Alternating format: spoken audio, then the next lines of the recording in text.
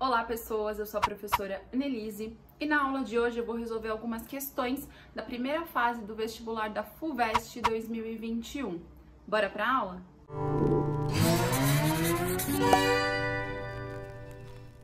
Bom pessoal, como vocês já sabem, esse ano a prova da FUVEST, junto com outros vestibulares, teve a sua data alterada, então a primeira fase da FUVEST aconteceu agora no dia 10 de janeiro e a segunda fase vai acontecer entre os dias 21 e 22 de fevereiro. Se você está estudando para a segunda fase, aqui no canal tem playlist com todos os temas para você revisar o conteúdo para a segunda fase. Então tem playlist de História Geral e História do Brasil, então já se inscreve aqui, já ativa o sininho para receber todas as notificações.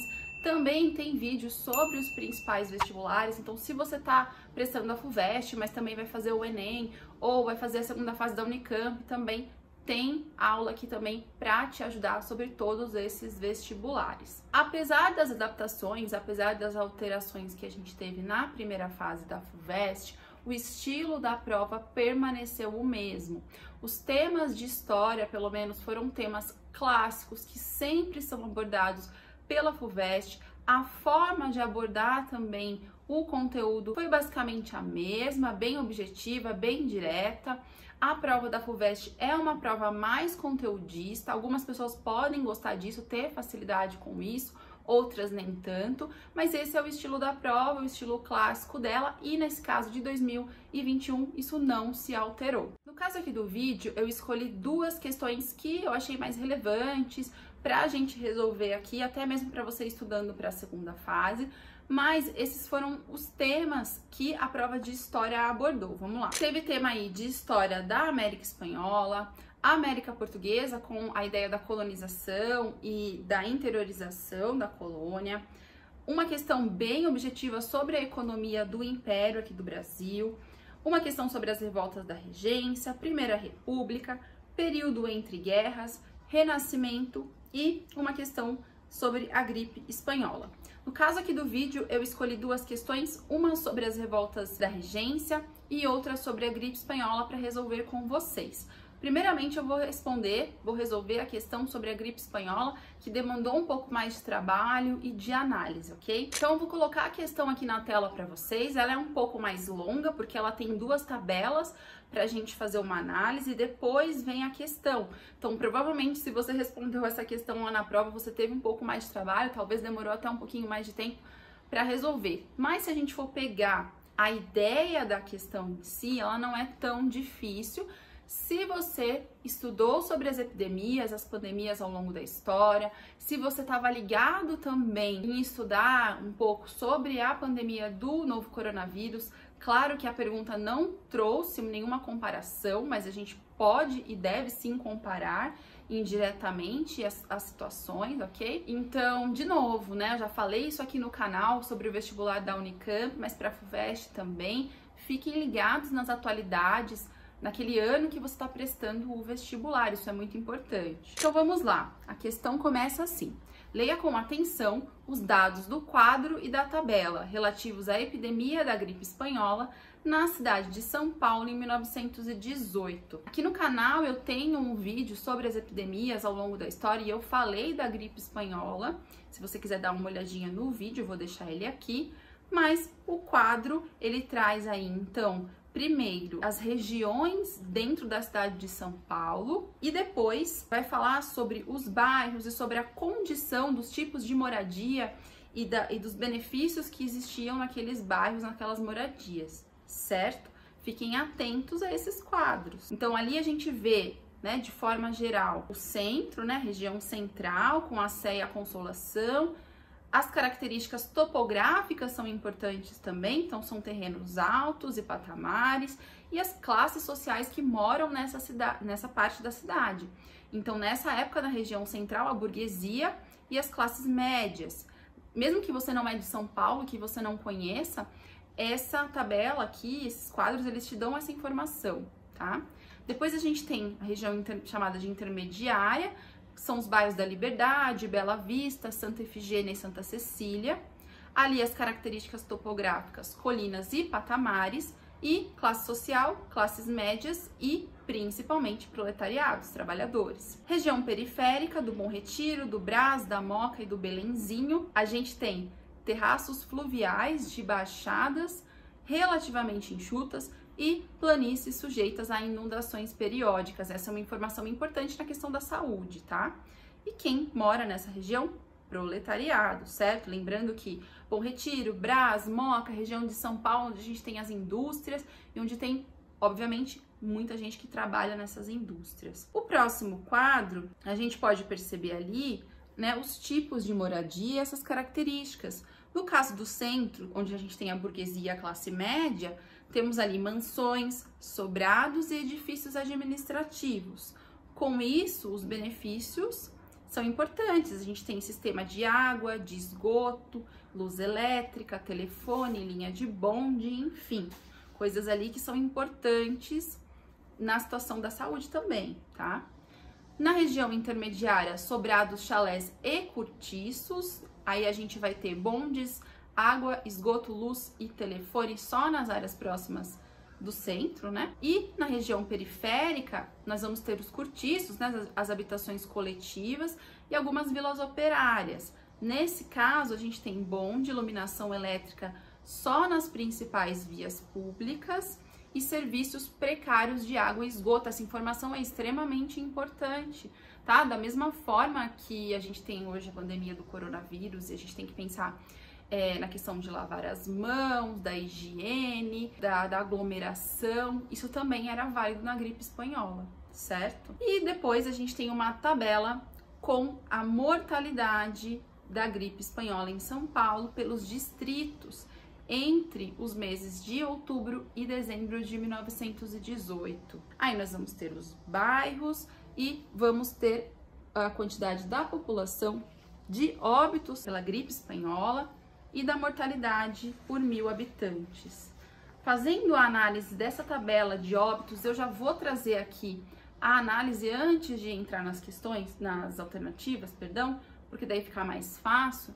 A gente pode perceber que, de acordo com essas tabelas, os bairros que são periféricos do Belenzinho e da Moca, tá? Quando a gente vê que eles têm uma maior densidade populacional, a gente percebe também que são os bairros que foram muito mais afetados, muito mais suscetíveis à expansão da chamada gripe espanhola. Então, nós temos aí densidade populacional, aglomeração, contágios muito maiores, certo? Quando a gente pega os bairros centrais, nós temos uma diferença muito grande aí, até porque nesses bairros centrais a gente tem moradores com melhores condições econômicas, com mais disponibilidade de equipamentos e de sanitários, né, de forma geral.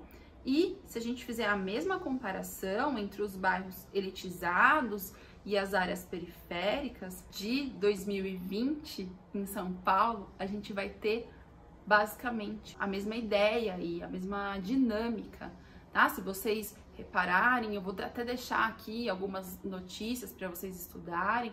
Os bairros periféricos de São Paulo em 2020 tiveram muito mais casos de coronavírus, não só casos, mas muito mais mortes, na verdade, né? Porque a gente tem aí toda uma situação de questão de aglomeração, de higiene e também de acesso à saúde, certo? E em 1918 nós tínhamos essa mesma questão. A pergunta diz: considerando as informações apresentadas, é correto afirmar que, letra A mortalidade gripal verificada nos distritos de Belenzinho e da Moca foi resultado da alta concentração demográfica associada às condições de habitação e serviços. Exatamente isso que eu falei para vocês agora, tá? Então a letra A é a alternativa correta. Se a gente pensar nessa junção de fatores, aglomeração, cortiço sem higiene, sem acesso aos hospitais, a diferença da mortalidade é muito maior. Letra B, os índices elevados de óbito foram verificados entre os distritos que se concentravam o contingente demográfico, independente do tipo de moradia e dos benefícios existentes. Aí a gente tem aqui um erro, né? Não é independente. Aliás, não é independente mesmo, porque se você não tem condições de higiene, se você tem aglomeração, a gente sabe que o vírus se propaga muito mais rápido e a chance é muito maior de mortalidade. Letra C. O número de óbitos gripais colhidos no Bom Retiro atesta que não há correlação entre topografia, tipo de moradia e de origens sociais dos infectados. Muito pelo contrário. Então, mais uma vez, a gente sabe que os benefícios, a topografia, a origem social, tudo isso é uma junção de fatores que traz um aumento dos óbitos. Letra D. Apesar da semelhança entre as condições sanitárias e residenciais dos distritos da Sé e da Liberdade, o índice de mortalidade verificado é significativamente distinto. Se a gente pensar, então, Sé e Liberdade, nós estamos ali falando da Sé ser uma região central e da Liberdade ser uma região intermediária, então temos aí algumas condições diferentes, pelo que a gente observa nas tabelas, e também não temos uma questão aí, como ele diz, do índice ser significativamente distinto. E na letra E, os dados indicam que a epidemia se alastrou por toda a cidade, com igual impacto sobre a população, não importa a classe, a profissão ou a topografia do distrito. Na verdade, não, a gente pode ver pelos dados que, ok, tivemos a epidemia, mas a questão dos óbitos depende muito da relação com os benefícios, com a tipografia, com o tipo de moradia. Isso está totalmente relacionado, como eu já disse para vocês. Então, nessa questão, a alternativa correta é a alternativa A. Percebe que, diferente da Unicamp, que na sua primeira fase trouxe ali de forma mais explícita a questão atual, imagem, uma discussão, a FUVEST traz uma questão do passado, mas que está relacionada de certa forma com o nosso presente. Não tem como a gente pensar a desigualdade social com a relação, por exemplo, dos casos de Covid aqui no Brasil, da gripe espanhola. Isso ainda acontece, isso ainda está relacionado. Então é sempre bom ficar ligado e estudar essa questão das atualidades também. E a próxima questão que eu selecionei aqui é uma questão sobre a cabanagem, uma revolta do período regencial. Tem vídeo aqui no canal tanto sobre esse período, quanto sobre as revoltas do período regencial. Eu falo da cabanagem e das outras, eu dou uma conclusão aí sobre elas de forma geral, que é exatamente isso que a questão traz aqui. Por isso que eu falo para vocês, os temas da FUVEST são clássicos, aquilo que você estuda insistentemente durante o ensino médio é o que aparece, claro, de forma mais factual, mas não tem muita surpresa nesse sentido. A cabanagem foi uma revolta social ocorrida no norte do Brasil entre 1835 e 1840 e se insere em um contexto frequentemente chamado de período regencial. Trata-se de uma revolta que, junto a outras do mesmo período, indica. Então aqui você não tem que saber exatamente os detalhes sobre a cabanagem, mas o contexto geral das revoltas da regência, o que essas revoltas significavam. E aí eu vou lembrar vocês que essas revoltas basicamente, né, óbvio, cada uma delas tem o seu objetivo, tem a sua reivindicação, mas todas estão inseridas num contexto de instabilidade política do período regencial. Então a gente não tinha um governo central. Lembra que Dom Pedro I tinha voltado para Portugal e Dom Pedro II ainda era uma criança. Então nós tínhamos regentes que administravam e organizavam politicamente o país. Muitas regiões do país não se identificavam com essas lideranças. Muitas regiões foram basicamente abandonadas pelas lideranças políticas. Vocês podem perceber que essas revoltas são populares, são feitas pela má condição de vida dessas pessoas que estavam à margem da sociedade. Tá? Então, esse período, a gente pode considerar ele, inclusive, uma das etapas para consolidação do Estado Nacional brasileiro. A gente não tinha um Estado Nacional ainda totalmente consolidado, a independência do Brasil tinha acabado de acontecer. Por que eu tô falando tudo isso? Né? Porque isso vai fazer sentido nas alternativas. Então, a gente tem uma política que exclui a população, as camadas populares da participação política, e essas revoltas populares também vêm acompanhadas de muita violência do governo, que mostra pra gente essa característica bastante elitista aí desse Brasil Império, certo? Bom, mas vamos lá então. A primeira alternativa, um impacto no Brasil de conflitos de fronteira com os países hispânicos recém-formados na América. O incorreto aqui é que nós não tínhamos conflitos de fronteira. Essas revoltas não se deram por conta disso. Letra B. Expansão de interesses imperialistas franceses e alemães em meio à geopolítica da Segunda Revolução Industrial. Também não era uma questão externa, tá? Era totalmente uma questão de política, economia, sociedade interna, tá? Aqui do Brasil. Letra C.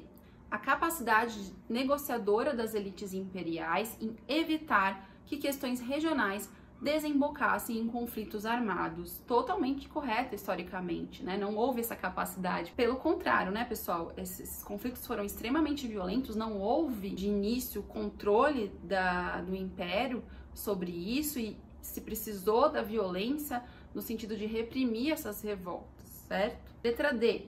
A persistência no contexto nacional brasileiro de disputas entre jesuítas e governantes em torno da exploração do trabalho escravo. Bom, jesuítas já tinham sido expulsos aqui do Brasil no século XIX, certo? Não tínhamos aqui brigas e disputas nesse sentido. Então, historicamente incorreta. E a última alternativa E, que é a mais correta, o caráter violento e socialmente excludente do processo de formação do Estado Nacional Brasileiro. Então, nós tínhamos ali uma elite que impõe a independência, que impõe as formas como a política, a economia e a sociedade iriam ser organizadas. Essa população que está à margem, está excluída, se sente insatisfeita e inicia algumas das revoltas que a gente conhece. Então, é por isso que a alternativa E é a mais correta, é a mais adequada. Essa questão não foi uma questão difícil, ela tá entre fácil e médio aí. A gente podia ir excluindo as alternativas, que estavam bastante incorretas, tá? Mas lembrando, se você não entende o contexto, se você não lembra do processo, é muito difícil você acertar essa questão. Por isso que você tem que ir para a prova preparado nesse sentido. Lembrando que a FUVEST é uma prova mais conteudista, então é necessário entender esse conteúdo. Então é isso, pessoal. Se você gostou desse vídeo, deixa aqui o seu like, compartilha com outros amigos que estão estudando para a segunda fase da FUVEST ou para outros vestibulares. E até a próxima aula!